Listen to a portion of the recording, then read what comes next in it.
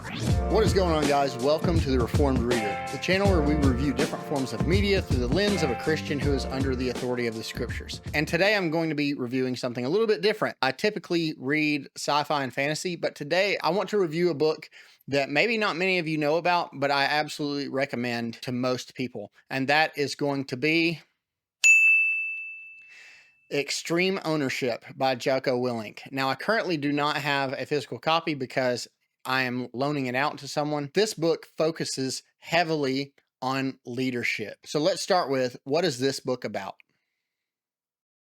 Combat, the most intense and dynamic environment imaginable, teaches the toughest leadership lessons with absolutely everything at stake.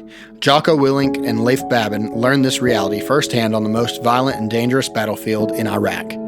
As leaders of SEAL Team 3's Task Unit Bruiser, their mission was one that many thought impossible: help U.S. forces secure Ramadi, a violent insurgent-held city deemed all but lost. In gripping first-hand accounts of heroism, tragic loss, and hard-won victories, they learned that leadership at every level is the most important factor in whether a team succeeds or fails.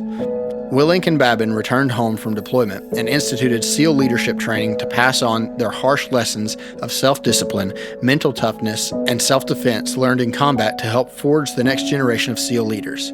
After leaving the SEAL teams, they launched a company, Echelon Front, to teach those same leadership principles to leaders in businesses, companies, and organizations across the civilian sector.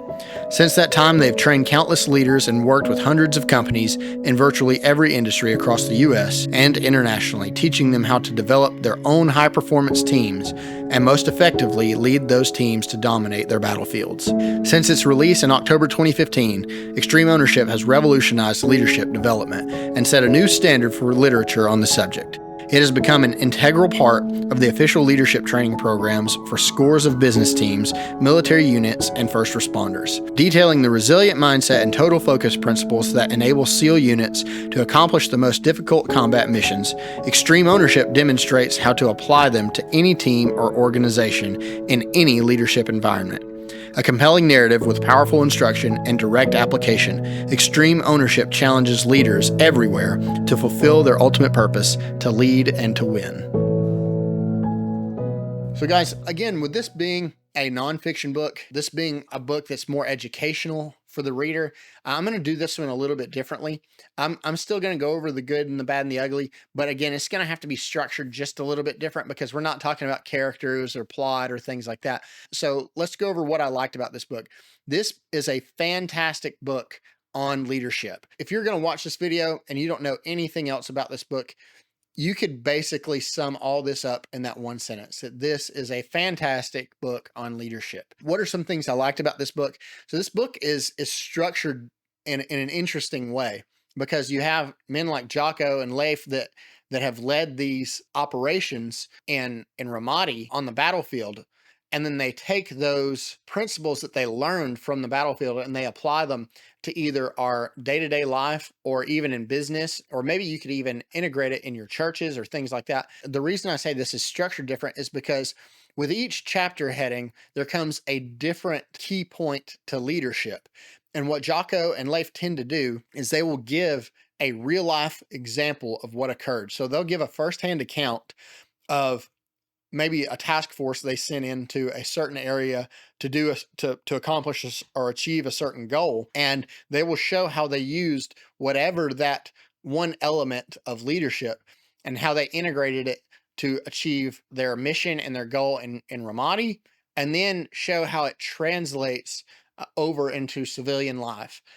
So it's really, really interesting to see and to read about not only these firsthand accounts over in Ramadi, because that to me is an interesting book in and of itself, but then they use these lessons that they've learned in these hostile environments to show us how the principles of leadership don't change just because your circumstances may. And I would argue that that's the case with anything. The principles stay the same, but you may have to make adjustments depending on your circumstances, but it does not change the principle itself. And so, for instance, they'll talk about things such as if a team wins or a team loses, it ultimately comes down to leadership, when you're talking about a football team, if you're talking about the Alabama college football team when Nick Saban was coaching, the blame for them losing the games always went to Nick Saban. Always. If for some reason Alabama lost a football game, the blame was always pointed towards the coaching.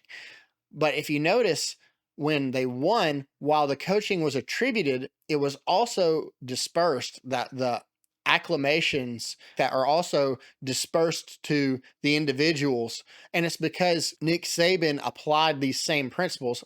I don't think because he read this book, but it's because, again, it's a principle of leadership that he showed that these men, these young men, need to take ownership of their own actions. While he may still be the catalyst that caused them to win and succeed, he absolutely would be the reason for its failure. And so we can see that with business, or with even with our churches. So I loved reading this book and being able to apply these principles within the church, because the success or failure of an organization does ultimately come down to the leadership behind it. So if you have a winning team, it's because you have a winning leader. Or if you have a losing team, it's because you have a losing leader. You have someone that is doing something wrong. Let's take a company, for example. If a company is successful, ordinarily the credit will go to whoever the CEO, the president, or whatever, that the board, the team of leaders is there. That's who ought to be credited with a lot of the success. And it's because they've structured their company or their organization in such a way that is set up for success. And so the inverse is also true, where if you have a company that is failing, it is ultimately because the leadership is failing and crumbling. And so to watch Jocko and Leif break these things down, and they pinpoint these individual things about, I mean, down to the nuance of your tone, not just your subordinates, but with your coworkers or your cohorts, like thinking of within a church, your tone of voice, how you treat people, how you're integrating them. Are you letting people do things, or are you asking people to do things? I mean, those are very different. Now, those are very different approaches to a leadership strategy. And so they break these things down into simple terms while still giving these real world examples. So that way we're not just reading information that sounds good. They're showing us that it's effective. Now, do I think that each one of these steps will apply to every person? No, absolutely not. But I do think that this is an excellent read for anyone that is either in leadership of any kind or aspiring to be in leadership. And so what I mean by that is, if you own a business, I think that this is an excellent read. If you are an elder within your church, or a pastor, or a Sunday school teacher within your church, I highly recommend this book. If you are a father, I highly recommend this book, because it will change the way that you think about leadership. But even for those that aren't in a leadership position, for those of you who are just natural born leaders, but maybe you're in a position at work or something where you're a subordinate. That's the way I am right now. But you notice that sometimes people will come to you about issues or problems because they trust your counsel. This is an excellent book that will allow you not only to look ahead to the future of how you should lead when you're able to, but also how you can communicate to those that are in leadership in an effective, kind, mature, but succinct way. So I highly recommend this book. So the good is, I like the way that it's structured, with giving you it starts with a real life example of battle, which I love reading about that stuff anyway. But then they break it down to they go from here's what happened in battle, and the way we applied this principle, to then here's an example that we applied this in business. We showed somebody how to apply the same principle in business, and here's a way that you can apply it at home. And so they do that with each chapter. It's almost these three different sections each chapter. It's here's how we did it in Ramadi, here's how they do it in business, here's how you do it at home. And so I love the way that that's broken down. It also makes it easy to not only read these chapters, but I would like to read a chapter a day and kind of ruminate on it and really chew on it and think about it before I jumped into the next one. So this is going to be one of those that you pick up periodically and you slowly learn from. It's not one that you're going to fly through like a novel. So let's talk about the bad. some stylistic choices. It's been a little while since I've read this, so I can't speak too heavily on this section, but I will say that there's going to be sections of this book that aren't for you. And what I mean by that is there's going to be a section in this book for everyone that's not really going to be your preference. Maybe you've come from the battlefield, or maybe you're in business. Some of the scenarios may not translate as well to you on a personal level. However, again, the principles still apply. So I would say the bad is it's going to be, you're going to read some of these, you're going to read these 3 sections, and there's probably going to be one of the 3 that you prefer more. And there's probably going to be one of the 3 that you prefer the least, but press on. It's an excellent read. And so that leads me to The Ugly. What are some things in here that as a Christian, I might have reservations about picking up?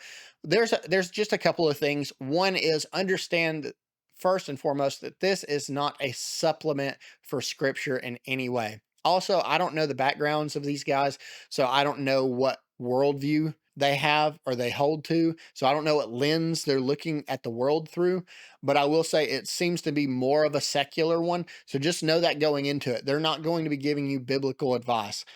However, the principles on leadership are biblical. They're just able to break it down in a little bit different way that's a little more digestible for some. So that's the biggest thing. And the other thing is when it comes down to the real life accounts, the historical accounts of Ramadi, they can be kind of graphic because it's war. It's not just war, but it's reality. It's what actually happened to some of these men. They discuss how a few men have died under their command and how they have to live with that. They have to live with that trauma and that pain. But aside from that, they've had to literally watch some of their best friends die. And even worse, they've had to send some of them to their deaths. So just be aware of that. These the background that these men are coming from. So it comes down to the final question, which is, would I recommend this to a Christian, or should a Christian read this? And I would say absolutely, to anyone who is aspiring to leadership. So men, listen up. I think men need to read this book. I think men in the church need to read this book. I think men who lead their homes need to read this book. I think men in the workplace need to read this book. Now, that's not to say that I think women shouldn't. I'm not saying that at all. But what I am saying is that I think that men should absolutely read it, and that some women should. It just depends on your circumstance. So would I recommend this to a Christian? I absolutely would, particularly to men, and especially to young men, to young, hungry, enthusiastic men. Please pick this book up and read it, because it should, and I believe will, humble you in such a way that you'll stop making excuses for the way your life is, the way your household is ran, the way your church is structured, the way your business is operating. And instead, this will be a mirror to you and show you some of the holes that you have that need to be plugged, and how you can achieve that pretty easily, or maybe I should say pretty simply, because it may not be easy. It may be difficult for you, but it is a simple answer. And so I do highly recommend this for men in particular. So guys, that's Extreme Ownership by Jocko Willink and Leif Babin. Again, I highly recommend this. Make sure you pick this up if you are in leadership or you aspire to leadership. Again, thank you guys so much for watching. I appreciate you. Please subscribe to the channel if you haven't already. Like the video if you got something out of it. And most of all, share these videos to your Christian brothers and sisters. I hope that I can be a good resource to them, so that they might be able to spend their time, energy, and money maybe a little more wisely on things that do not dishonor the Lord. So thank you guys again so much for watching, and I'll see you on the next one.